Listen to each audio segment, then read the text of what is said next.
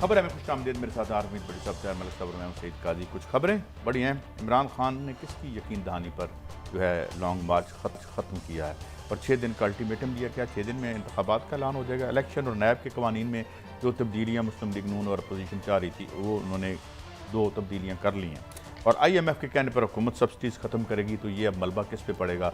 निगरानों से ये काम करवाया जाएगा या कोई पॉलिटिकल गवर्नमेंट करेगी? लेकिन बड़ी साहब आज सुबह से आपकी खबर चल रही है कि यकीन दहानी करवाएगी। ये कोई थोड़ा सा किस हद तक आप हमें बता सकते हैं कि यकीन दहानी किसने करवाई है और क्या करवाई है? बिस्मिल्लाहिर्रहमानिर्रहीम। काजी साहब, पाकिस्तान की सियासत में मैं तो लातदाद मरतबा अर्ज कर चुका हूँ, प्रिडिक्शन करना नामुमकिन है। लेकिन मुझे मोहतरम इमरान खान साहब के कमो बेशतर 100 से ज़्यादा बयानात याद है। अब मैं किसी की बात नहीं सुनूंगा, डी चौक पहुँचूँगा, असम्बलियाँ तहलील होंगी, इलेक्शन की डेट देंगे तो घर जाएंगे। कल रियासत का बदतरीन तशद्दुद हुआ, बदतरीन हिस्ट्री का।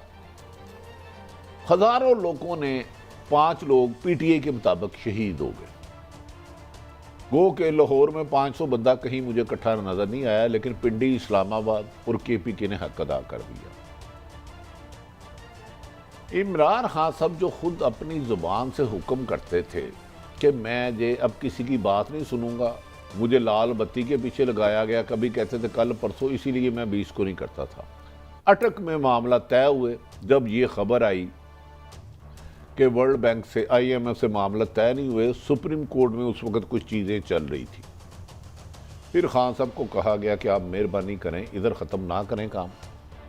साथियों ने तो आप पता है वो डी चौक भी नहीं पहुंचे। डी चौक से कुछ फासले पर उन्होंने कह दिया 6 दिन का टाइम दे दिया। 6 दिन ये गालबन 2 या 3 अपने इनको जो कहा गया है, या 3 या जनवरी, आप जून का फर्स्ट वीक कह लें। हाँ जी। तो अब खान साहब ने यकीन दहानी पे कराया 100%। उसी वजह से आज बाप की जानिब से कोई रिएक्शन आया। मौजूदा हुक्मरान तिंगड़े थे तो जो इनको लाए थे उन्होंने कहा बेटा सिर्फ एक प्रेस कॉन्फ्रेंस करानी है, MQM नहीं उसकी बाप की, तो आप एतमाद का वोट नहीं ले सकते। इसीलिए 2 नहीं, आज उन्होंने 3 बिल पास किए जो महंगाई के नाम पर आए थे ना कादी साहब।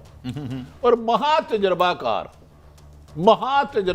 40 साल का, 30 साल का मुहित, जो डॉलर को 70 पे करना था, पेट्रोल को 100 करना था, क्या कानून साजी की इन 45 दिनों में। असम्बली में आपको ये नहीं आया कि तालीम ठीक है, करप्शन है, महंगाई है, हेल्थ नहीं है। सबसे पहले जो 20-25 से 20,000 जाली वोट बने, यानी कि ठप्पे पे ठप्पा EVM ख़त्म।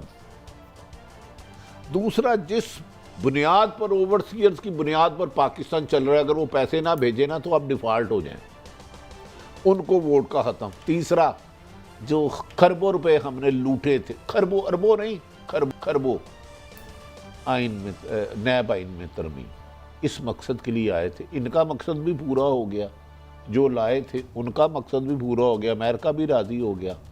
अब वो 6 दिन आते या नहीं आते, ये इमरान खान ने मेरे ख्याल में रिस्क लिया है, क्योंकि जो मादी में इमरान खान साहब को डिच करते रहे, अगर इमरान खान साहब के करीबी हल्के कहते हैं नहीं इस दफ़ा मामला तो कुछ और है, जो हुआ मैंने बता दिया, वरना अदरवाइज मुझे बता दें। पिंडी को मैं सलाम पेश करता हूँ। सारा दिन Islamabad mummy daddy burger family ने, यार मेरा ख्याल है 5,000 से ज़्यादा शल चले हैं, ये मैं कम बता रहा हूँ मलक साहब।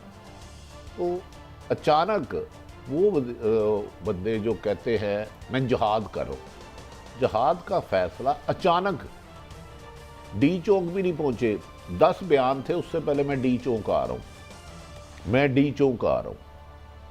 डी चौक से पहले सेंटोरस के करीब जाके वो कहते हैं जी 6 दिन का अल्टीमेटम देता हूँ फिर आऊँगा। क्या सीक्रेट क्या है 6 दिन का? 6 दिन को खास कोई इसमें हम काजी साहब से भी जरा आप दोनों आपस में भी खेडो ना। जी मलिक साहब पहले आप बोलें। मैं समझता हूँ कि एक इंग्लिश का लफ्ज़ है hit the iron when it is hard. मैं समझता हूँ खान साहब बहुत बड़ा जुआ खेल गए हैं। वो उसकी वो डिटेल जो है वो उनको पता होगी, वो अगर उस पर ना जाएँ। अगर 6 दिन में कोई मेजर पॉलिटिकल डेवलपमेंट ना हुई, अगर 6 दिन में इस हुकूमत ने कोई ऐसा फील ना, क्योंकि आज मरीम का एक बयान बड़ा मुझे खौफनाक लगा, उसने कहा कि अगर हमने पेट्रोल की कीमतों में इजाफा ना किया तो जो पाकिस्तान डिफ़ॉल्ट हो सकता है, जो मुझे लगा कि वो जा रहे हैं इसको हुकूमत को लंबा करना चाह रहे हैं। आज शहबाज की आप तकरीर सुन लें, बिल्कुल क्रिस्टल क्लियर किया है कि हम किसी के कहने पे असेंबली नहीं तोड़ेंगे, इलेक्शन नहीं कराएंगे। जो मैं पॉइंट कंक्लूड करना चाह रहा हूँ, अगर 6 दिन में कोई डेवलपमेंट हुई तो खान साहब पोलिटिकली मेरे ख्याल में बड़ा लूज़ करेंगे। जो कॉन्फिडेंस है ना लोगों का कि ये बंदा प्योर है, इस पर कोई रियासत का कोई इदारा असरअंदाज नहीं होता, ताकतवर हल्के असरअंदाज नहीं होते, ये जो करना चाह रहा है करेगा, वो इमेज ख़राब हो जाएगा। ये शहबाज साहब को सुन लेते हैं, उन्होंने कुछ बात की। पीएम साहब, मैं ये बात वाजे कर देना चाहता हूं इस जत्थे के सरबराह को कि तुम्हारी डिक्टेशन नहीं चलेगी। ये हाउस खुद फैसला करेगा। हमें शफाफ इलेक्शन कराने हैं, कब कराने हैं ये ऐवान फैसला करेगा। इस हुकूमत की जो मियाद 1 साल 2 महीने है, इमरान खान नियाजी किसी भूल में न रहना। बातचीत के लिए दरवाजे खुले हैं, मैं कमेटी बना सकता हूं, लेकिन अगर तुम्हारा ख्याल है कि तुम हमें मरूब कर लोगे, ब्लैकमेल कर लोगे, डिक्टेशन दोगे तो अपने घर में दो, इस ऐवान को मत दो ये डिक्टेशन। जी भट्टी साहब, ये इसको कैसे इंटरप्रेट करेंगे आप? वो उन्होंने फरमाया कि मौजूदा ऐवान फैसला करेगा। मौजूदा ऐवान में मुस्लिम लीग नून की कितनी सीटें हैं? 86 और वज़ीर आज़म बनने के लिए कितने वोट? 172। तो ये ऐवान है किसका? ये ऐवान किसी और का है। मैं सोचता मैं ख्याल हूँ किसी और का, मुझे सोचता कोई और है। ये ऐवान इनका नहीं है मेरे भाई, ये ऐवान इनका नहीं है। ऐवान की चाबी किसी और के पास है। ये असम्बली का गेट इनकी मर्जी के मुताबिक नहीं खुलता। 14 जमातों को लेके आप जब बातें हैं, सिर्फ एक जमात सुबह कह दे कि हम अलग हैं, तो प्रेसिडेंट ऑफ पाकिस्तान गालबन इस वक्त PTI के आरफ अलवी साहब, वो सुबह कहते हैं कि मौजूदा वज़ीर आज़म मोहतरम शहबाज शरीफ एतमाद का वोट ले, तो ये ऐवान क्या करेगा? क्या करेगा? कुछ भी नहीं। लेकिन भट्टी साहब, मेरा एक नहीं, फिर सवाल, ऐवान की क्या हैसियत है? मरियम साहिबा कहती हैं इलेक्शन का फैसला मैंने करना है या मेरे वालिद ने करना है। शहबाज साहब कहते हैं कि ऐवान ने करना है। ऐवान में अक्सरियत किसकी है? शहबाज साहब अगर 155 सीटें रखने वाला इमरान खान उस ऐवान से एक अमेरिकन मरासले के बाद निकल जाता है, तो 84 या 86 रखने वाला कितनी देर उसे लगेगी घर भेजने में? एक बंदा इधर हो तो इधर उधर हो तो मिनट नहीं लगता। क्या है? नहीं, मेरा तो पॉइंट वही है ना। मैं वो भट्टी साहब से कोई मैं बहस नहीं कर रहा। मैं 6 दिनों मैं वहीं पे फंसा हूँ कि कल मैं भी कन्विंस था कि खान साहब ने 2 चीज़ें बहुत अचीव की हैं। एक तो अवामी उन्होंने साबित किया कि मेरी पार्टी में अवामी फंड है, और पाकिस्तान में कोई पॉलिटिकल पार्टी जब पंजाब पुलिस का मुकाबला करना शुरू कर दी, इसका मतलब वो सियासत में आ गई है। ये मैं थोड़ा सा लाइटर मूड में बात कर रहा हूँ। कल मैं खुद समझता था कि वेरी डिफरेंट बॉडी लैंग्वेज थी PTI की, और नून के सारे फेसेस डिप्रेस थे। आज रिवर्स है। आज मरीम उसके साथ जो लोग खड़े थे, उनके चेहरे पे एक विन मुझे नज़र आ रही थी। मुझे लगा कि अब वॉनरेबल, अब कमज़ोर इमरानी खान साहब पे यार, प्रेशर आपने कल 6 दिन का बहुत प्रेशर देखना, पूरी रियासती मशीनरी इस्तेमाल की और आपने मैदान जंग बनाए रखा पूरे पंजाब को। 500 निकले, 400 निकले हैं, मगर 5000 आपने शैल तो फेंके। बिल्कुल सही है। पुलिस ने 5-6 दिन से शदीद तशद्दुद कर रही है। कादी साहब, फिर वो बार बार आ जाएगा। कादी साहब ये देखे जरा, ये मनाजर हैं इस तूफान को। रियासती बदतरीन तशद्दुद, औरतों को घसीटना। इस्लामाबाद पानी खत्म हो गया, मुझे तो लगता है आपकी हुकूमत डिस्क्रेडिट हुई है। लोगों के जमहूरी हक पे औरतें खलल डाला। मरने वाली हो गई थी, मरने वाली। और दूसरी बात, मलक साहब ठीक कह रहे हैं, अगर इमरान खान डी चौक चले जाता, रेड जोन में कुछ लोगों ने जाना था और सलामती के इदारों पर फायरिंग करनी थी और बाद सफारतकारों पर। ये बहुत वजह से हुआ है, वरना इमरान खान साहब, चले मलक साहब आप रहनुमाई करें। एक बंदा जो इतना पुरअज़म था और दुनिया की बदतरीन रुकावटें उन्होंने दूर की, कोई पहुंचा कोई नहीं पहुंचा, लाहौर फेल हो गया, ये मैं मानता हूँ। लाहौर में मुझे कहीं 500 बंदा नहीं हुआ। मैं एक सवाल डाल देता हूँ। एक सवाल नहीं, मैं सिर्फ एक कर, मुझे बता दे, आप इमरान खान हैं, आपने जितना भी कल जो कुछ हुआ 3-4 दिन से जो रियासती जबर हो रहा था, आप क्या बिला वजह कह देंगे कि 6 दिन का अल्टीमेटम देके चले जाएंगे कि क्या कोई मामला तय हुए होंगे? मैं बड़ा मुख्तसर कमेंट करूंगा। कल का दिन इमरान का था, पूरा दिन वो जो पॉलिटिकल मैं बात कर रहा हूँ, हर बंदा जो न्यूट्रल बंदे हैं, हम जैसे मैं समझता था कि इमरान ने कल साबित किया कि वो पाकिस्तान को लीड कर रहा है, पॉलिटिकली लीड कर रहा है, अवामीपन में लीड करता है, मगर जो एंड है वो इतना डिप्रेसिंग है जो मैं बात कर रहा हूँ। अब मैं आपकी पॉइंट की तरफ आ रहा हूँ। मुझे 2 चीज़ें लगी हैं जो इसमें छुपी हैं। तीसरी खबर आपने दी है, वो मेरा एरिया नहीं, मैं क्योंकि कार जाना है। अब 2 पॉइंट है सिंपल से। एक तो इमरान खान कोई बच्चा नहीं है, 4 साल उसने पाकिस्तान चलाया। उसको शाम को मगरिब के टाइम पे पता चला गया था कि IMF ने बंदूक पकड़ ली है। उसको पता था ये गोली मेरे से क्यों मरेंगे, 6 दिन में ये वैसे ही मर जाएंगे, पहला पॉइंट। दूसरा पॉइंट, खान को ये भी पता था कि वो अदालत की जो मोहब्बत थी वो नफ़रत भी बन गई थी, एक ट्रैप भी बन गया था। वो ट्रैप किस तरह बन गया था कि जब अदालत ने आपसे कहा कि हक है आपका एहतजाज करना, जब आपने हक इस्तेमाल कर लिया तो धरने में आपने कमिटमेंट नहीं की हुई थी। जो आपने उनसे कहा था हमने जलसा करना है, तो सुबह आप नाअहल हो सकते थे। अदालत आपको तौहीन अदालत में यही कह देना कि खान साहब 1 मिनट आप चुप करें, आपने गलत काम किया, आप नाअहल हो जाते। तो खान पे 2 ये प्रेशर थे। तीसरी खबर आपने दे दी, अल्लाह खैर। मैं इसका मतलब है माजी में जो धरने दिए मौलाना फजलुर रहमान साहब ने, खुद इमरान खान ने 126 थी, बिलावल भुट्टो ने, कितने आज तक सुप्रीम कोर्ट से नाअहल हुए धरनों पर? कोई भी नहीं हुआ। आप मेरी रहनुमाई करें, तो नहीं ना मिली, ये तो गारंटी ले गए इनको, ये तो उनके ऑर्डर पे गया ना। मौलाना साहब भी जब उठे तो गारंटी पे उठे थे मेरे नहीं, आज मैं सुप्रीम कोर्ट की बात करूँ, एम आई राइट? पाकिस्तान में ये पहला एक एहतजाज हुआ जो सुप्रीम कोर्ट लोगों को हिस्ट्री नहीं पता। जब मैं एक सिर्फ जब वुकला का लॉन्ग मार्च था, जिनमें ऑनरेबल वुकला जज साहबान ने खिताब भी किया था लाहौर हाई कोर्ट इस्लामाबाद से एहतजाज है, एयरपोर्ट पर आए तो लोग कम थे, सब गाड़ी चला रहे थे, इफ्तार चोई सब साथ थे, और गालबन आजकल को जज साहबान है वो भी थे। हम पूरी रात इधर रहे। उन्होंने भी लड़ के एहतजाज लिया। जब वो इस्लामाबाद पहुंचे तो उन्हें कहा चले जाओ, फिर जरदारी ने कुछ दिन बाद उसको बहाल किया था। मैं थोड़े सा आपकी मेमोरी के लिए तो आपको ये बता रहा हूँ मलिक साहब, जितना रिप्रेशन आपने कल PTI पे किया है, आपकी या किसी की 2 आपकी नहीं कहना चाहिए, किसी 1/4 भी होता ना रिप्रेशन, तो ये सियासत का नाम ना लेते वापस आके। ये तो लाडले हैं। अब जरा तलाल चोई सब कुछ कह, जितना कल मार खाई है वर्कर ने, थोड़े आए बहुते आए, मैं एक मिनट ले सकता हूँ, 1 मिनट ले सकता हूँ। मैं समझता हूँ ये इमरान के हक में गया था, मगर जो इमरान ने 6 दिन दे दिए वो डिस्टर्ब कर दिया। ख्याल में क्यों 6 दिन दे दिए? बेवकूफ है। एक आप वो लीडर आप हैं उनकी जगह। भट्टी साहब खबर आप दे रहे हैं, मुंह छेड़ मुझे आप रहे हैं। देखे ना यार, जरा मेरा तो एक ही सवाल है, खून की नहर अबूर करके इस्लामाबाद पहुंच रहा हूँ जैसे तैसे, वो लंबी बात है। काजी साहब मुझे कुछ सुना है। मैं जाते सार ये कह दूंगा कि अच्छा जनाब मैं 6 दिन का यार आप are you think anybody should be proud of what you did with the peoples of Pakistan? No not at all. जिस तरह किया है, और अगर ये आप पे दोहराया जाए तो आप 7 नस्लों को मना कर देंगे सियासत ना आना। तो अंत पड़े नहीं किसी ने आज तक। साहब जहां इमरान पहुंचा था वहां नहीं रहा ना, वो भी डिस्टर्ब कर रहा है ना। जहां आप पहुंचे हैं ये मुझे बताइए क्या था? वहां हिटलर पहुंचा था, हिटलर पहुंचा था। मोदी जो है वहां पहुंचा, वहां पे जम्मू कश्मीर में जहां आप पहुंचे, और इस पे आप हंस रहे हैं और इस पे आप प्राइड ले रहे हैं। काजी साहब सिर्फ एक परमिशन, वुकला के खिलाफ जब तहरीक हुई, मोहतरमा बेनज़ीर भी मुल्क में नहीं थी और नवाज शरीफ साहब भी नहीं थे, ये तो आपको पता कि नहीं? ठीक। क्या वजह हुई कि लाहौर से लॉन्ग मार्च पहले नवाज शरीफ के घर 50 बंदे भी नहीं थे? ये मैं खुद गया था उधर उस दिन मुशर्रफ के, फिर एजेंसियों ने खबर चलाई कि इजाज़त दे दी है।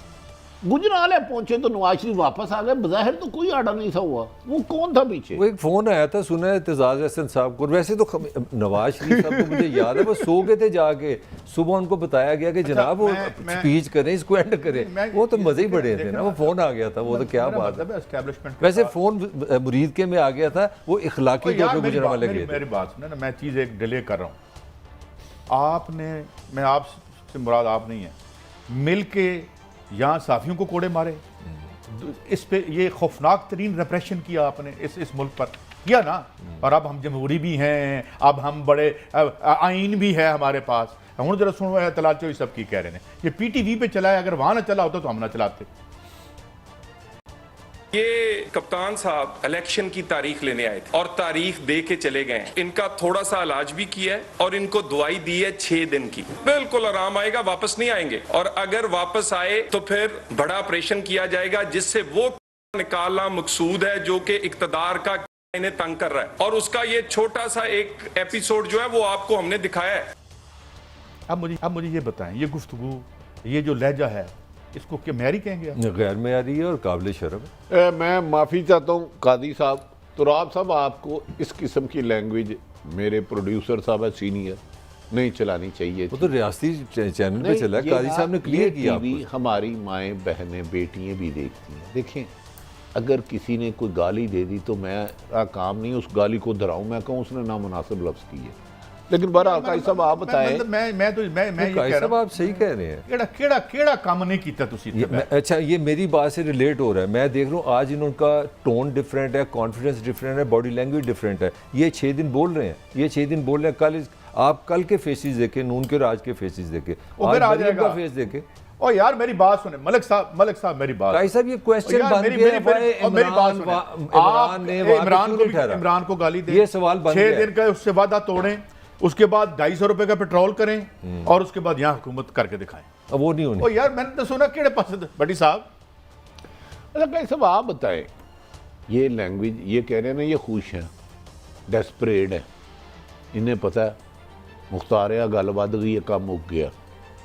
एक प्रेस कॉन्फ्रेंस भी मारा। मैं इस लैंग्वेज को एक मायूसी समझ रहा हूँ। ये नामुनासिब लफ्ज़ उस वक्त बंदा इस्तेमाल करता है जब हारा हुए लश्कर का सिपाही हो, फिर वो गाली गलोच और नामुनासिब अल्फाजों का इस्तेमाल करो। जब बंदा फतह के करीब होता है तो वो उस वक्त सब्र का पैमाना सोबर हो जाता है, तहम्मुल मिजाज हो जाता है कि ये क्राइसिस निकाल लूँ। ये वक्त कल क्या होता है मुझे नहीं पता, लेकिन मैं मलक साहब से इख्तलाफ करता हूँ। मैं आपको नून लीग की सफों में भी मातम मचा हुआ है। लेकिन हाँ देखिए, एक होता है अक्सरियत से आना, एक होता है अस्करियत से आना। तो मुझे लगता है अस्करियत से ज़्यादा आना बेहतर है। मैं एक फिक्रा दे दूँ भट्टी साहब, मैं कोई फैसला नहीं करने वाला, मैं एक फीलिंग दे रहा हूँ। पहले कल फीलिंग थी पीटीआई की, इमरान की, कि वो बढ़ रहे हैं, वो आगे जा रहे हैं, वो ताकत में जा रहे हैं।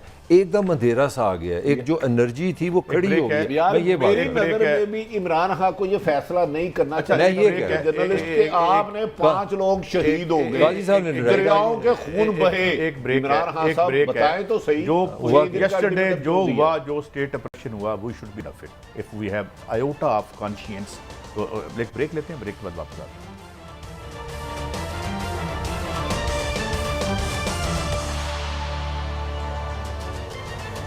Welcome back. अच्छा भट्टी साहब, ये तो अब 6 दिन में गुजारने पड़ेंगे हमें ये पता करने के लिए कि इन 6 दिनों में क्या हुआ। एतजाज़ अहसन साहब हमारे साथ मौजूद हैं, हमेशा हमारी रहनुमाई फरमाई है। हजूर आपकी कीमती वक्त हमेशा देने का बहुत शुक्रिया। एक तो ये जो कवानीन में तरमीम हुई है, आप जो ऐवान है वो आप देख रहे हैं, राजा रियाज साहब पीटीआई के टिकट पे हैं, तो क्या ये जिस तरह से पास हुए हैं ये बिल्कुल एक सही तरीका है, या कल कोर्ट में जाके इसको स्ट्राइक डाउन भी करवाया जा सकता है इन चेंजेस को? एक तो ये बता दें, और दूसरा सुप्रीम कोर्ट ने कल ये भी कहा था कि इन्हें जाने दें और गिरफ्तार ना करें, तो ये इनको आप कैसे देखते हैं? जी जी जी एतजाज साहब। इसमें जहाँ तक तो कानून साजी का ताल्लुक है, वो तो आइन के तहत कोरम होना चाहिए, और कोरम में आपकी अक्सरियत होनी चाहिए। अगर आप पूरा करना चाहते हैं, कोई आइन में तरमीम करना चाहते हैं, या आइन नाफिज करना चाहते हैं, या नया कानून बनाना चाहते हैं, तो उसकी शर्त शराइत ये 2 ही हैं, मासवाए कॉन्स्टिट्यूशनल अमेंडमेंट के, जिसमें 2/3 मेजॉरिटी इन ईच हाउस आ जाती है।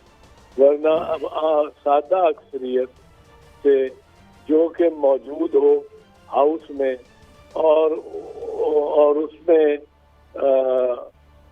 बुनियादी तौर पे जो ये इसमें कोई नहीं है कि फलां भी हो और फलाना हो और इतनी सीटें खाली हों कि नशिस्तें खाली ना हो। इसके बारे में बड़ा वाज़ेह तौर पे एक ख़ास शिक है, मखसूस शिक है कि any vacancy, 1 or more, any number of vacancies will not make the proceedings of the house illegal. असल में चाहिए आपको कोरम है कोई 88 के 84 का हाउस में, और उससे ज्यादा बंदे होने चाहिए, और उसमें अक्सरियत आपकी हक में वोट दे रही हो, तो आप कानून साजी कर सकते हैं, बिल्कुल कर सकते हैं। ठीक जी बड़े साहब। अच्छा इत्तेज़ाज़ साहब ये बताए, कानून साजी यकीनन ये तो इनका राइट था, इस पे हतमी सिग्नेचर प्रेसिडेंट ऑफ पाकिस्तान करते हैं कि नहीं करते, ये या अब कोई फॉर्मेलिटी नहीं रह गई, या हतमी हो गया, आज कानून साजी हो गई, तीनों बिलों में अमेंडमेंट हो गई? नहीं, वो 10 दिन तक सदर साहब इसको गौर करके वापस भेज सकते हैं असेंबली को। असेंबली उसको अगर पास कर दे और वापस फिर से दोबारा सादा अक्सरियत से, तो वो कानून बन जाता है, सदर इरेलेवेंट हो जाता है। अच्छा, अगर इस दौरान ये सब भेजते हैं और असेंबली नहीं रहती और गो कि ये अभी 1.25 साल है, तो फिर अगर उस वक्त सदर नहीं करते तो फिर इसकी क्या पोजीशन होगी इस कानून साजी की? सदर अगर नहीं करता तो सदर बेमानी हो जाता है, फिर वो कानून बन जाएगा 10 दिन बाद, वो कानून बन जाएगा। चाहे ये एक मौका ये है, चाहे ये असेंबली रहे ना रहे। जी, असेंबली रहे या ना रहे, एक दफा असेंबली ने दोनों हाउसेज ने पास कर दिया कानून और वो चला गया, सदर के पास पहुंच गया है और सदर मौजूद है, सदर ने उसी वक्त, वो 10 दिन है उसमें वो सोच विचार कर सकता है, वरना वो बिल्कुल कानून बन जाएगा, बिल्कुल कानून बन जाएगा और कोई इस पे एतराज नहीं कर सकेगा, कोई अदालत एतराज नहीं करेगी। असल में मेरे ख्याल में कि बहुत बड़ी गलती की है इमरान खान ने, और मैं ये पहले भी कहता रहा हूँ, वो ये है कि जो असेंबली को छोड़ गया, अब असेंबली में उसके अगर 120 आदमी है, एक अकलियत भी बैठी होती, अक्सरियत ना भी होती, पर इतनी भारी अकलियत 1990 में जब हमारी असेंबली डिसमिस हुई है और जो IGI बनाई है अमीर गुल साहब ने, वो खुद कहते हैं, और हमारे खिलाफ पूरे जोर शोर से हमें हराया गया, तो हमारे सिर्फ 37 मेंबर थे, 37, और हमने कहा कि हम असेंबली में बैठेंगे और हमने सिगनी का नाच नचाए रखा था सारी गवर्नमेंट के जो 2.5-3 साल से। फिर इस गवर्नमेंट को भी, नवाज शरीफ को भी डिसमिस कर दिया इसहाक खान साहब ने। इसहाक खान साहब ने इनको डिसमिस किया, ये रिस्टोर हुए एक दफा 93 में, 26 मई 1993 को, पर फिर उन्होंने 17 जुलाई को खुद इस्तीफा दे दिया, जब जनरल काकर ने इसहाक खान और नवाज शरीफ को दोनों को कहा मुस्ताफी हो जाए, दोनों मुस्ताफी हो गए। अच्छा इत्तेज़ाज़ साहब, एक रहनुमाई फरमाएं, आपने सुना होगा इमरान खान साहब सैकड़ों मरतबा कह चुके थे कि मैं डी चौक में जाऊंगा और जब तक असेंबली तहलील नहीं होगी नए इलेक्शन नहीं होंगे। अचानक उन्होंने 6 दिन का अल्टीमेटम दे दिया। As a politician, senior politician भी आप क्या समझते हैं, कोई पीछे बात हुई होगी या वैसे ही वो चले गए बस डी चौक देख के? अमूमन यहाँ तो महसूस होता है कि बात कोई चल रही होगी, पर बात से तो वो खुद कहते हैं कि मेरे से हर किसी ने झूठ बोला है, इसने भी झूठ बोला है, और वो कहते रहे कि बातचीत हो रही है, डिलेड रखो, बातचीत हो रही है, और बातचीत कोई नहीं हो रही थी। तो वो खुद इसके से बज़ाहिर डसे हुए हैं, तो उनको ये एहसास होना चाहिए था।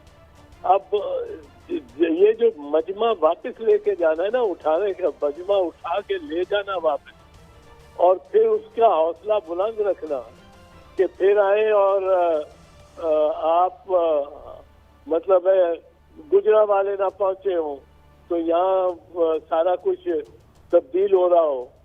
ये वकला की मूवमेंट में ही हुआ था, और उसमें कोई मियां नवाज शरीफ का इतना कोई कमाल नहीं था, वो तो घर से ही निकलते थे।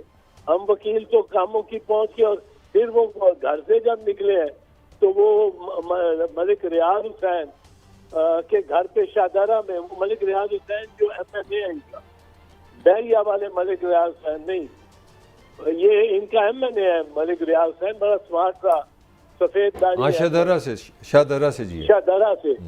से वो उसके घर में 5 घंटे आपने लगा दिए। हम फोन कर गए कि भाई उनको किसी ने कहा, और हमें भी कहा था कि मुरीद के में या कामों की में हमला करना बड़ा सख्त पुलिस से जाबराना। हम जब उससे भी गुजर गए तो फिर हमने कहा हम मुरीद के भी गुजर गए, कामों के भी गुजर गए, और हमारे साथ मैंने कहा मियाँ साहब 30-40 हज़ार बंदा है जो चल रहा है, क्योंकि ये लॉन्ग मार्च इसलिए हो जाती है कि ये पैदल की स्पीड पे होती है। बंदे 15-16 मील चल के और फिर वापस हो जाते हैं, तो उनकी जगह वहां से मकामी चल पड़ता है आगे, और वो आपके साथ 10-15 मील चलता है, फिर वो थक जाता है, फिर वो वापस हो जाता है। तो वहाँ वजीराबाद से आपको 10-15 मतलब है उसमें 30-40 हज़ार में से 15-20 हज़ार और मिलते जाते हैं। तो मैंने कहा, बड़ा समझाया कि हमारे पास बड़े लोग हैं और हमें हमला जहाँ होना था उससे आगे गुजर गए। ये बातें तो किसी को पता नहीं, और ये सबको पता है, और वो कोशिश करते हैं PML नवाज वाले कह रहे कि ये मियाँ साहब की मौजूदगी में एतजाज अहसन को किस तरह फोन आ गया। मेरे लिए कोई फजीलत की बात नहीं है किसी आर्मी चीफ का फोन करना, कोई मेरे लिए बड़ी बात नहीं है कि मैं तुरंत खान बन जाता हूँ उससे, लेकिन वो आर्मी चीफ ने फोन मुझे किया, इसमें कंफ्यूजन नहीं होनी चाहिए। कोई फोन, मियाँ साहब साथ बैठे हुए थे और उसने फोन किया, और उसने नहीं कहा कि आप वापस हो जाए, आप छोड़ दें ये लॉन्ग मार्च। जनरल कियानी ने मुझे ये कहा, और उनकी मेरी अंग्रेजी में गुफ्तगू हुई। उन्होंने कहा कि सर ये आप मैंने एक बात करनी चाहता था, मैं आपके नोटिस में लाना चाहता हूँ। मैंने कहा क्या? तो उन्होंने कहा कि जो ये प्राइम मिनिस्टर साहब है, ये कोई उस वक्त 11:45 बजे से ये कोई 3 बजे कौम से खिताब करेंगे, और अगर आप तो उसको, मेरी तजवीज़ है कि आप उसको सुन लें और उसके बाद आप मजीद आगे बढ़ें। मैंने कहा जी आपको क्या पता मैं कहाँ हूँ? मुझे कहने लगा मुझे ये भी पता है आप कहाँ हैं, मुझे ये भी पता है कि आपकी गाड़ी में कौन कौन बैठा हुआ है, और मैं आपसे ही बात करना चाह रहा हूँ। और मैं आपको ये मशवरा दूंगा कि आप ये कहीं रुक के प्राइम मिनिस्टर की तकरीर सुन लें, उसके बाद आप जो फैसला करें वो आप पे छोड़ता हूँ, वह हमारा उससे कोई दखल नहीं है। मैंने कहा जी क्या तवक्को क्या उस फैसले से, मैं क्यों रुकूं, मेरा मोमेंटम बना हुआ है इतना। कहने लगे जी बहुत आपका मोमेंटम बना हुआ है, इसमें कोई शक नहीं है, पर प्राइम मिनिस्टर जो है वो अंग्रेजी में कहा will meet both your concern, will meet both your concern. मैंने कहा जी मेरी क्या कंसर्न है, how do you know my concern general? तो उसने कहा कि sir I know your concern, your first concern is कि ऑल जजेस should be reinstated, there should be no -1 formula.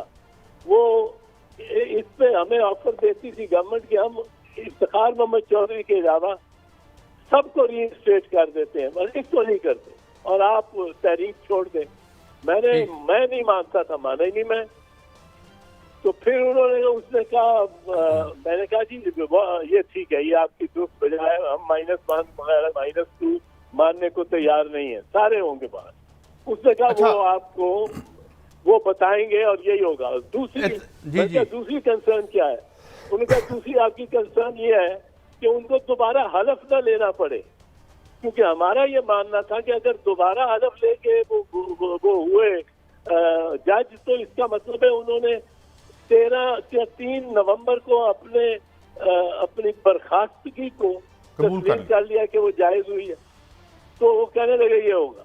तो मैंने कहा अच्छा मैं अपने दोस्तों से सलाह करूंगा, क्योंकि मेरे साथ। अच्छा एतजाज साहब, माफी चाहता हूँ, एक चीज़ में और भी, ये तो आपने रिकॉर्ड स्ट्रेट कर दिया और बड़ा अच्छा हुआ, ये तारीख में ये महफूज होगी बात आपकी। मेरा एक सवाल, आप वज़ीर दाखिला भी रहे हैं, कल जो रेप्रेशन हुआ सुप्रीम कोर्ट ने भी कहा कि इनको आने दिया जाए, आप वज़ीर दाखिला होते तो और एक पॉलिटिकल इसको तहरीक से आप कैसे सो कॉल्ड जो भी था ये इसको कैसे निपटते, और कल के वाक़यात पर आपकी वैल्यू जजमेंट क्या है? मैं पहले तो आपको बता दूं मैं कैसे निपटता।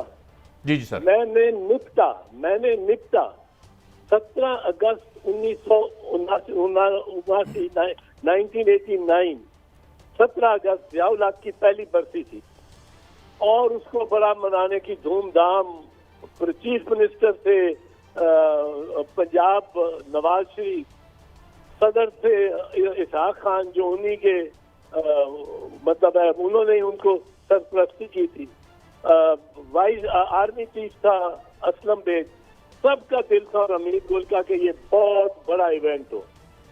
मेरी काबीना ने इस फैसले के तो ये फैसला किया कि इनको आने ही नहीं देना, वो रोकना है रबात मोड़ पे, गोलरा मोड़ पे और ये जो बाराकोट पे जो सड़कें आ रही हैं इस्लामाबाद के अंदर, इनको रोकना ही नहीं और मैक्सिमम फोर्स इस्तेमाल करना है। अब मैं काबीना की उस मीटिंग में नहीं था क्योंकि 4 दिन पहले मेरे वालिद साहब की डेथ हुई थी और मैं लाहौर में गुजरात कुछ वक्त से फिर लाहौर में फूडी पे बैठा हुआ था। पर मुझे आके मेरे सेक्रेटरी SK महमूद साहब ने मरहूम ने आके बताया कि जी ये फैसला किया है। मैं उसी वक्त निकला, चौथा 5वां दिन था वालिद साहब, लोग आ रहे थे, मैं निकला और मैं इस्लामाबाद जाके प्राइम मिनिस्टर के पास चला गया। मैंने कहा जी ये फैसला गलत है। कहने लगी ये तो हो गया, काबीना ने कर दिया। मैंने कहा गलत है। कहने लगी we can't allow him to come and हमारी गवर्नमेंट आ गई है, ये कितना आने देंगे।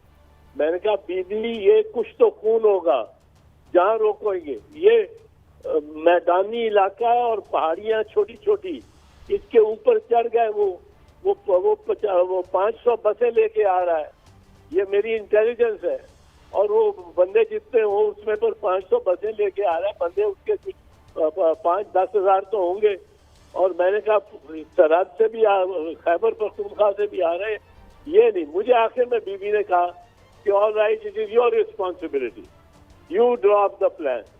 मैंने प्लान बनाया, FC जो आई थी फ्रंटियर से उसको सीधा रवात से लेके कॉरिडोर दिया सीधा फैसल मस्जिद तक और सीधा वहां से वापस दिया। साइड रोड के दाएं बाएं जाने का उनको वो ब्लॉक कर दिए और वो सीधे एक टनल की तौर पे गए। वहाँ उन्होंने जलसा भी किया। वहाँ मैंने पानी के टैंकर खूब दिए कि ये साथ वाली कोठियों में ना घुसते फिरे और पानी मांगते फिरे और लड़ाई झगड़े करते फिरे। पानी के टैंकर भी CDA को कहा तो 20-25 दिए, वो वापस हो गया, वापस चले गए। ये चीज होती है। मैं तो इस तरह की बात है, ये इन्होंने बहुत ज्यादती की है एडमिनिस्ट्रेशन ने। और ये जो आगे लगी है ना, ये भी वो अगर आप एक तो गौर से देखें वो ट्रेजेक्ट्री उसकी आते हुए, वो जो टीयर गैस शेल है, वो टीयर गैस शेल आपको 2-3 में आपको नजर आएगा आपकी फुटेज में। वो टीयर गैस शेल यूं गिरता है सूखी हुई घास में, गर्मी है, घास पौधे सूखे हुए हैं। इत्तेज़ार साहब माजरत चले जी मेरे ख्याल वक्त इत्तेज़ार साहब हमें आपसे यही एक्सपेक्टेशन है और आपकी पार्टी के साथ कभी हम भी मोहब्बतें थी आपके सोशलिस्ट नज़रियात से और अब भी हैं, और मगर आपने जो किया अच्छा किया। इजाज़त चाहता हूँ आपसे, आपने हमें वक्त दिया, थैंक यू वेरी मच। नाज़रीन एक ब्रेक है और आगे आके हम बात करेंगे IMF का जो असल मसला है जिससे हर कोई भाग रहा है मगर हम एक कौम नहीं भाग सकती। एक ब्रेक के बाद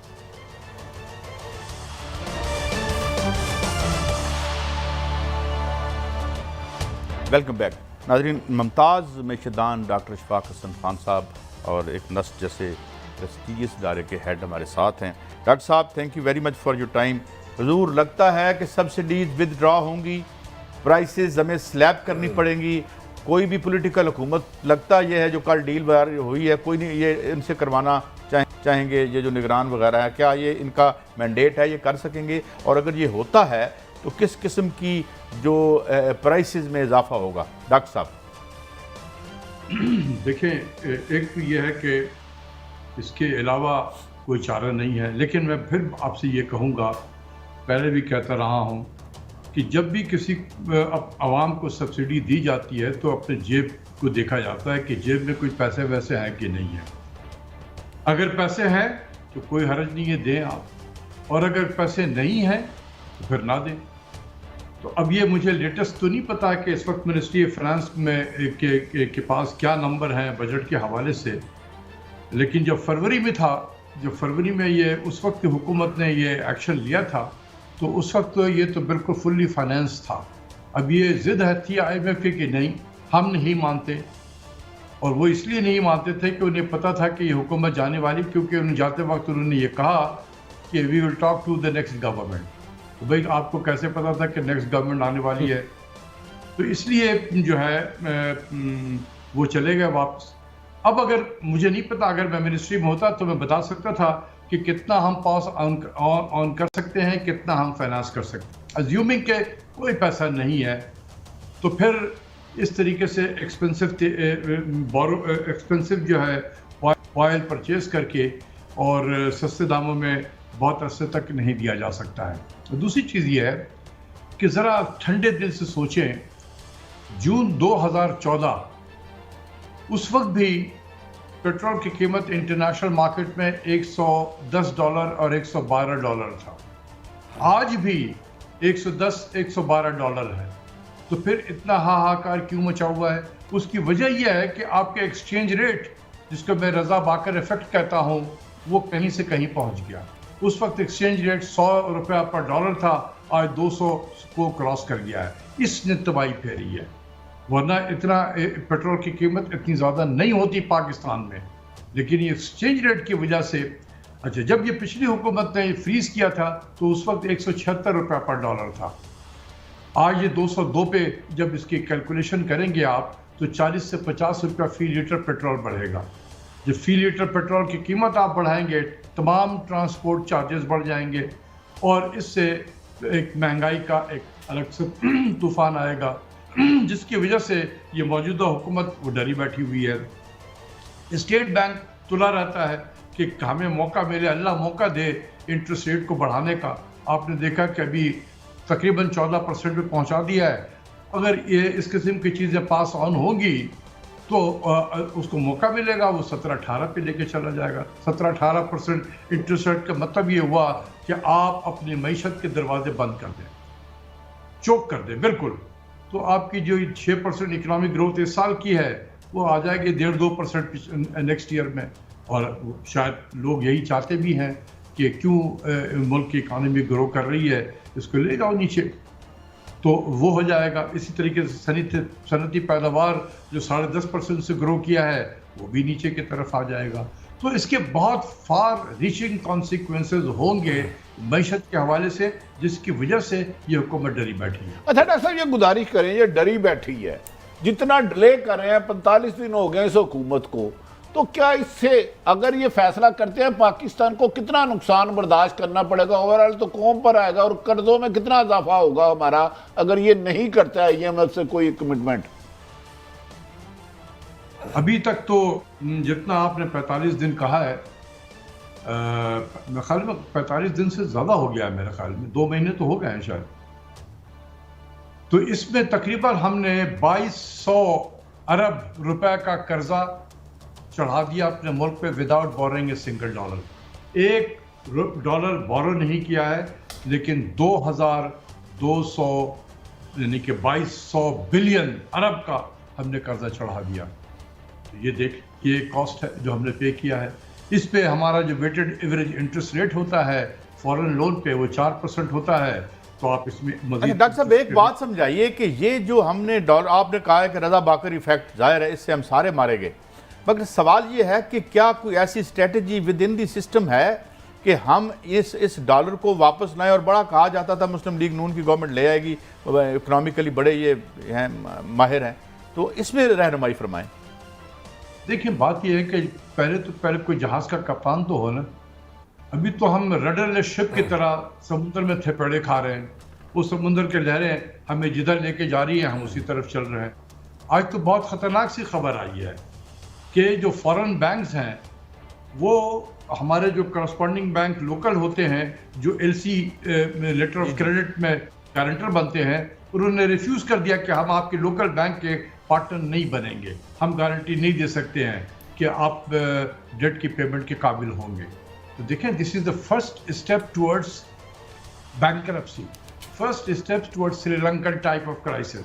हम कदम उस तरफ बढ़ा चुके हैं।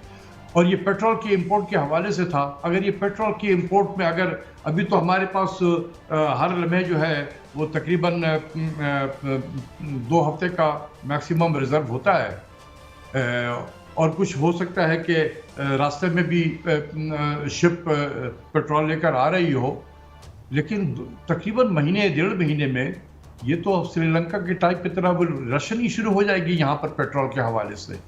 हमें कोई होश नहीं है इसका। वहाँ श्रीलंका में तो अनरेस्ट हो गया था।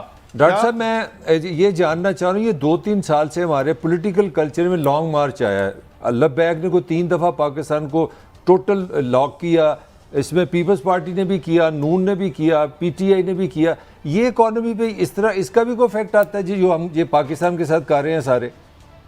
ऑफ कोर्स, आप देख लें कि एक दिन अगर पाकिस्तान बंद हो जाए तो इस वक्त हमारी जो जीडीपी है तकरीबन $383 बिलियन की है, जो तकरीबन $1 बिलियन पर डे के हिसाब से थोड़ा ज़्यादा है। 365 से इसको डिवाइड कर दें तो 1.044 बिलियन होता है पर डे। तो अगर मार्केट बंद हो जाए, पाकिस्तान बंद हो जाए, जैसे अभी पिछले दिनों हुआ, सारे मार्केट बंद कर दिए हैं, तो अगर मैं पूरे दिन का जीडीपी ज़ाया कर दूं तो तकरीबन ये 200 बिलियन हो जाता है। लेकिन हो सकता है कि इतनी ज़्यादा हर चीज़ जो है वो बंद नहीं हो, क्योंकि ज़राअत पे इसका इम्पैक्ट तो नहीं पड़ेगा। इसलिए कम से कम 40-50 अरब रुपए का ज़रूर नुकसान होता है। इससे ज़्यादा नुकसान होता है एक दिन इस किस्म के हंगामे से। अच्छा डॉक्टर साहब, क्या मुझे मलेशिया याद आ रहा है, क्या हम डीपैक कर सकते हैं अपनी करेंसी को, और ये या नहीं, अब इतनी जान नहीं है हमारे अंदर, या कानून ऐसे हैं? उसके लिए आपके पास एक्सपर्टीज होनी चाहिए। आपके सेंट्रल बैंक में पाकिस्तानी बैठे हों, ना कि ग्रेड 18 का एक अफसर बैठा हुआ वो IMF से आके। तो आप जब हर चीज़ आप बाहर के लोगों पे दे देंगे तो फिर ये सब चीज़ें भूल जाएं। महातिर और उसकी टीम जो थी वो मलेशिया के बारे में सोचती थी, और उन्होंने 1997 का जो फाइनेंशियल क्राइसिस था, दुनिया सारे IMF की तरफ भागी, उसने कहा कि मैं नहीं जाऊंगा IMF की तरफ में। और सबसे पहले और सबसे बेहतरीन अंदाज में इस क्राइसिस से ये मलेशिया निकल कर आया। तो वहाँ पर लोग थे। इसी तरीके से मैं आपको बताता हूँ, ये आप रशिया को ले लें। जब रशिया ने यूक्रेन पे हमला किया तो उस वक्त उनकी करेंसी 80 रुबल $1 के बराबर थी। विद इन 2 वीक्स ये 151 रुबल पे चला गया, और आज ये 60 पे आ गया है। वहां पर रशियन बैठे, उन्होंने क्या किया जो हमने नहीं किया? अच्छा डॉक्टर साहब, ये भी 7 सवाल कर लें। हमारे पास क्या कोई IMF से मांगने के अलावा कोई रास्ता नहीं? हम कोई ऐसे मतलब अगर ये डॉलर नहीं देते, अगर ये पैसे नहीं देते, तो जो कहा जा रहा है कि हम डिफॉल्ट के पास चलेंगे, हाउ ट्रू इज दैट? देखिए, वो तो बात तो है, हम अप्रोच तो कर रहे हैं, और इंटरनेशनल बैंक जो है वो अगर वो लैक ऑफ कॉन्फिडेंस शो करे तो ये अच्छी चीज़ नहीं होती है। देखें, हम डॉलर कमा भी रहे हैं, लेकिन डॉलर के लीकेजेस बहुत ज़्यादा है। लीकेजेस से मुराद इंपोर्ट, पागलों की तरह हम चीज़ें इंपोर्ट कर रहे हैं इस मुल्क में। मैं चीख के आपके प्रोग्राम में भी थक गया, लेकिन किसी ने मेरी तरफ तवज्जो नहीं दी है। एक हाफ हार्टेड अटेम्प्ट इस हुकूमत ने किया। इनको बिल्कुल नहीं पता था कि मैं क्या कर रहा हूँ। कहीं से एक लिस्ट आया, वो पकड़ा दिया। मुझे लगता है कि ये लिस्ट जो है FBR में बनी होगी, क्योंकि उनको टैक्स की सबसे ज़्यादा फिक्र होती है, क्योंकि सारा टैक्स ही उनका इम्पोर्ट से आता है। आज भी जितने भी टैक्स उन्होंने इकट्ठे किए हैं, अपने टारगेट से ज़्यादा किए हुए हैं, वो इम्पोर्ट की वजह से हुए हैं। इम्पोर्ट की स्टेज पे तो उनके तो इंटरेस्ट पे नहीं है, क्लैश ऑफ इंटरेस्ट है। वहीं से लिस्ट आया और उन्होंने दे दिया। ये तो बिल्कुल ना होने के बराबर इकदाम किए गए हैं। अगर सीरियस हो, सीरियस तरीके से काम करे, डॉलर को बचाए, 10 से 15 बिलियन डॉलर अगर आपके इंपोर्ट में आप कर सकते हैं, बिल्कुल कर सकते हैं, अगर जज्बा हो आपके अंदर में। लेकिन डॉक्टर साहब, मैं एक बड़ा मुश्किल सवाल करने लगा हूँ, यानी मुश्किल से मुराद 2 मेरे सवाल के से। तो क्या इस मुल्क की शराफिया हमें खुद डिफॉल्ट करवा रही है? और सेकंडली जो कहा था उसने एक्स सोवियत क्या कहते हैं रशिया ने कि भाई हमारे साथ रूबल में डील करो, क्या हम ये कर सकते हैं, या जो तुर्की ने किया, कैन वी ये मॉडल हम इख्तियार कर सकते हैं? देखिए, ये ज़रा हमारे जो हालात हैं, हम तो इतने ज़्यादा डिपेंडेंट हो गए हैं IMF में, इसीलिए तो मैं बार बार कहता हूँ खुदा के वास्ते निकलो। जो मुल्क एक मरतबा IMF में गया है वो कभी नहीं निकला है। ना अर्जेंटीना निकला, 50 साल हो गए, ना ब्राज़ील निकला, ना चिली निकला, जितने लैटिन अमेरिकन कंट्रीज़ हैं नहीं निकले हैं ये वहाँ से। इजिप्ट भी बेचारा फंसा हुआ है हमारी तरह से। लेकिन हम डॉक्टर साहब, एक आखिरी सवाल, वक्त बड़ा कम है। चिली में जो आप प्रेसिडेंट जीते हैं, उन्होंने कहा है कि न्यू लिबरलिज्म का जन्म चिली में हुआ था, हम उसको कब्रिस्तान भी चिली में बनाएंगे। तो आपको ऐसी कुछ उम्मीद लगती है? देखिए, ये सारा जो है IMF का प्रोग्राम है क्या? यही न्यू लिबरलिज्म तो है, न्यू लिबरल इकोनॉमिक ऑर्डर, जिसमें आप मुल्कों को गुलाम बना के रखते हैं। तो ये पहले तो ये इधर हमारे यहाँ भी शिकागो बॉयज हैं डॉक्टर साहब, जिनका हम विक्टिम है। ऑफ कोर्स, ये जो हेलीकॉप्टर से उतरते हैं, एक इस्लामाबाद में उतरता है और एक कराची में उतरता है। अब तो कराची में तो इस मरतबा दो उतरे थे। तो ये तो शिकागो बॉयज है ना, यही तो हिटमैन है, इकोनॉमिक हिटमैन, जिन्होंने आज पाकिस्तान को यहाँ पहुंचा दिया। और कितने अफसोस की बात है कि हम उन्हीं हिटमैन को कह रहे हैं कि जी आप हमें बताओ कि हम कैसे निकले इस मसाइल से। ये भी आप डॉक्टर साहब, थैंक यू वेरी मच। जो मज़ा आ जाता है आपसे बात करके। नाज़रीन, इस बात पे हम प्रोग्राम को ख़त्म कर कि नंबर 1 जो आज डॉक्टर साहब ने बात की कि ये कोई ऐसे मसले नहीं जो हम हल ना करना चाहें। नंबर 2, इन मसाइल के हल ना करने में मफाद शामिल है यहाँ की रूलिंग इशराफिया का, जो है वो नहीं चाहते कि ये हों। और ये, लेकिन ये एक उम्मीद भी है कि अगर कोई करना चाहे, अगर आने वाले जो भी हैं, खान साहब आप इस देख लें और सुन लें, ये बातें हो रही हैं। इजाज़त दें, हमारा हफ्ते का आखिर प्रोग्राम था मंडे को फिर आपकी खिदमत में हाजिर होंगे। अल्लाह हाफिज़।